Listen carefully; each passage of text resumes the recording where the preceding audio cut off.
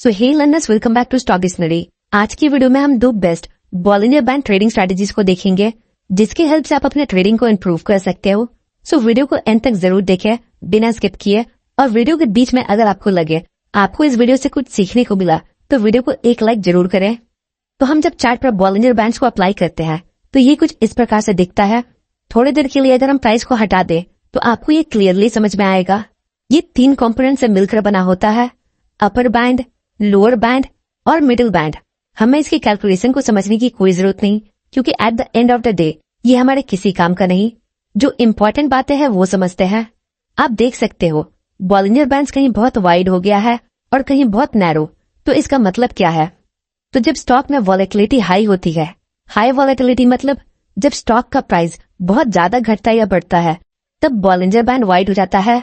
और जब स्टॉक में वॉलेटिलिटी लो होता है, मतलब जब स्टॉक का प्राइस ज्यादा फ्लक्चुएट नहीं करता, तो ये स्विंग हो जाता है। बिगिनर्स में बॉलिंजर बैंड को लेकर एक मिसकंसेप्शन होता है, वो है जब प्राइस अपर बैंड को टच करता है तो बिगिनर सोचता है प्राइस ओवरबॉट हो गया है और प्राइस अब यहाँ से नीचे आ जाएगा, और जब प्राइस लोअर बैंड को टच करता है तो बिगिनर सोचता है प्राइस ओवरसोल्ड हो गया है और अब मार्केट यहाँ से ऊपर चला जाएगा। बट ये एक गलत अजम्पशन है, क्योंकि हर बार ऐसा नहीं होता। अगर मार्केट एक स्ट्रांग ट्रेंड में है तो प्राइस कंटिन्यूअसली अपर बैंड या लोअर बैंड के टच में रहता है। तो आइए अब स्ट्रैटेजी को समझते हैं। हमारा जो पहला स्ट्रैटेजी है उसका नाम है स्क्वीज ब्रेकआउट ट्रेडिंग स्ट्रैटेजी। अगर आप ध्यान से देखो तो आपको दिखेगा जब भी मार्केट लो वॉलेटिलिटी पीरियड में होता है, मतलब जब बॉलिंजर बैंड स्विंग होता है, उसके बाद हमें एक बड़ा मूव देखने को मिलता है। तो हमें इसी मूव में थोड़ा सा प्रॉफिट कैप्चर करना है। आइए एग्जाम्पल की हेल्प से समझते हैं। फर्स्ट ऑफ ऑल हमें लो वॉलेटिलिटी पीरियड को आइडेंटिफाई करना है। यहाँ आप देख सकते हो मिडिल बैंड फ्लैट हो चुका है और अपर एंड लोअर बैंड एक दूसरे के बहुत करीब आ गया है, या हम बोल सकते हैं बॉलिंजर बैंड स्विंग हो गया है। तो ये दोनों पॉइंट हमें एक लो वॉलेटिलिटी पीरियड रिप्रेजेंट करते हैं। अब हमने लो वॉलेटिलिटी पीरियड आइडेंटिफाई कर लिया है। नेक्स्ट अब हमें एक ट्रेंडिंग मूव का वेट करना है। ये किसी भी डायरेक्शन में हो सकता है। अकॉर्डिंग टू दिस स्ट्रैटेजी, अगर प्राइस अपर बैंड को ब्रेक करके क्लोजिंग दे देता है तो हम यहाँ बाय करते हैं, और अगर प्राइस लोअर बैंड को ब्रेक करके क्लोजिंग देता है तो हम यहाँ शॉर्ट करते हैं। बट इस तरीके से ट्रेड करने पर हमारी एक्यूरेसी थोड़ी लो होती है, इसलिए हम इसमें एक मॉडिफिकेशन करेंगे। जब भी मार्केट लो वॉलेटिलिटी पीरियड में होगा, हम वहाँ हॉरिजॉन्टल लाइन से एक रेंज ड्रॉ करेंगे कुछ इस प्रकार। अब अगर प्राइस रेजिस्टेंस लेवल को ब्रेक करके अपर बैंड के ऊपर क्लोजिंग दे दे तो हम यहाँ बाय करेंगे, और अगर प्राइस सपोर्ट लेवल को ब्रेक करके लोअर बैंड के नीचे क्लोजिंग दे दे तो हम यहाँ शॉर्ट करेंगे।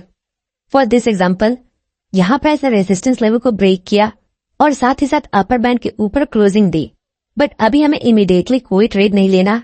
अगर नेक्स्ट कैंडल इस कैंडल के हाई को ब्रेक कर देता है तो हम यहाँ बाय कर सकते हैं, और यहाँ हमारा स्टॉप लॉस ब्रेकआउट कैंडल के लो के नीचे होगा, और यहाँ हमारा टारगेट स्टॉप लॉस का डबल होगा।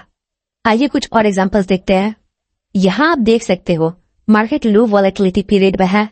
नेक्स्ट हमने यहाँ एक रेंज ड्रॉ किया कुछ इस प्रकार। अब हमें ब्रेकआउट को वेट करना है। नेक्स्ट एक ग्रीन कैंडल रेजिस्टेंस लेवल को ब्रेक करता है और साथ ही साथ ये अपर बैंड के ऊपर क्लोजिंग देता है, बट अगेन हमें इमीडिएटली कोई ट्रेड नहीं लेना। अगर नेक्स्ट कैंडल इस ब्रेकआउट कैंडल के हाई को ब्रेक कर दे तो हम यहाँ बाय कर सकते हैं। एक और एग्जांपल देखते हैं। यहाँ आप देख सकते हो मार्केट लो वॉलेटिलिटी पीरियड में है, मिडिल बैंड फ्लैट है और upper band and lower band swing हो चुका है। नेक्स्ट अब हमने यहाँ एक रेंज ड्रॉ किया जो बेसिकली सपोर्ट एंड रेजिस्टेंस है। अब हमें ब्रेकआउट को वेट करना है। नेक्स्ट यहाँ एक रेड कैंडल सपोर्ट लेवल को ब्रेक करता है और साथ ही साथ ये लोअर बैंड को भी ब्रेक करता है। अब अगर नेक्स्ट कैंडल इस कैंडल के लो को ब्रेक कर दे तो हम यहाँ शॉर्ट कर सकते हैं। आइए एक और एग्जांपल देखते हैं। यहाँ आप देख सकते हो बॉलिंजर बैंड स्विंग हो चुका है, सो हमने यहाँ एक रेंज ड्रॉ किया कुछ इस प्रकार। प्राइस इस रेंज के अंदर मूव कर रहा है। नेक्स्ट यहाँ आप देख सकते हो एक रेड कैंडल सपोर्ट लेवल को ब्रेक करता है। अब हमें इस कैंडल के लो के ब्रेक होने का वेट करना है। अगर नेक्स्ट कैंडल या फर्दर कैंडल इस कैंडल के लो को ब्रेक कर दे तो हम यहाँ शॉर्ट कर सकते हैं। आइए अब अगला स्ट्रैटेजी देखते हैं। इस स्ट्रैटेजी के लिए हम बॉलिंजर बैंड्स के साथ RSI डाइवर्जेंस का यूज करेंगे। पहले थोड़ा समझ लीजिए डाइवर्जेंस क्या होता है। वैसे इसके ऊपर मैंने एक फुल डिटेल वीडियो बनाई है, आपको उसका लिंक डिस्क्रिप्शन में मिल जाएगा। एक बार उस वीडियो को जरूर चेक करें। अभी के लिए समझिए डाइवर्जेंस दो तरह के होते हैं, पॉजिटिव डाइवर्जेंस और नेगेटिव डाइवर्जेंस। जब प्राइस डाउन ट्रेंड के दौरान लोअर लो बना रहा होता है but at the same time RSI higher low बना रहा होता है तो हम इसे पॉजिटिव डाइवर्जेंस बोलते हैं। यहाँ आरएसआई हमें इंडिकेट करता है जो लेटेस्ट प्राइस एक्शन है उसमें मोमेंटम लो है, अब प्राइस में एक बुलिश मूव आ सकता है। और जब अप ट्रेंड के दौरान प्राइस हायर हाई बना रहा होता है but at the same time RSI lower high बना रहा होता है तो हम इसे नेगेटिव डाइवर्जेंस बोलते हैं। ये इंडिकेट करता है अब प्राइस में अपवर्ड मोमेंटम वीक हो चुका है, अब मार्केट यहाँ से बेरिश हो सकता है। देखिए ये जरूरी नहीं हर बार डाइवर्जेंस के बाद मार्केट में रिवर्सल आए, इसलिए अपनी एक्यूरेसी को बढ़ाने के लिए हम इसके साथ बॉलिंजर बैंड्स का यूज करेंगे। आइए स्ट्रैटेजी को एग्जांपल की हेल्प से समझते हैं। सो फर्स्ट ऑफ ऑल हमें डाइवर्जेंस को आइडेंटिफाई करना है। यहाँ आप देख सकते हो मार्केट अप ट्रेंड में है। अब आप लेटेस्ट प्राइस एक्शन को देखिए, यहाँ प्राइस हायर हाई बनाता है but at the same time RSI lower high बनाता है, मतलब यहाँ हमारे पास एक नेगेटिव डाइवर्जेंस है। अब यहाँ एक पॉसिबिलिटी है प्राइस यहाँ से नीचे चला जाए बट हमें इमीडिएटली कोई ट्रेड नहीं लेना। अगर प्राइस मिडिल बैंड को ब्रेक करके क्लोजिंग दे दे तो हम यहाँ शॉर्ट कर सकते हैं। यहाँ हमारा स्टॉप लॉस इस हाई के ऊपर होगा और हमारा प्रॉफिट टारगेट स्टॉप लॉस का डबल होगा। आइए नेक्स्ट एग्जांपल देखते हैं। यहाँ आप देख सकते हो मार्केट डाउन ट्रेंड में है। नेक्स्ट अगर आप लेटेस्ट प्राइस एक्शन को देखो तो प्राइस यहाँ लोअर लो बनाता है but at the same time RSI higher low बनाता है, मीनिंग यहाँ हमारे पास एक पॉजिटिव डाइवर्जेंस है। आरएसआई यहाँ इंडिकेट कर रहा है जो लेटेस्ट डाउनवर्ड मूवमेंट है उसमें मोमेंटम वीक हो चुका है, अब यहाँ से एक रिवर्सल आ सकता है बट हमें इमीडिएटली कोई ट्रेड नहीं लेना। अब हमें मिडिल बैंड के ब्रेकआउट को वेट करना है।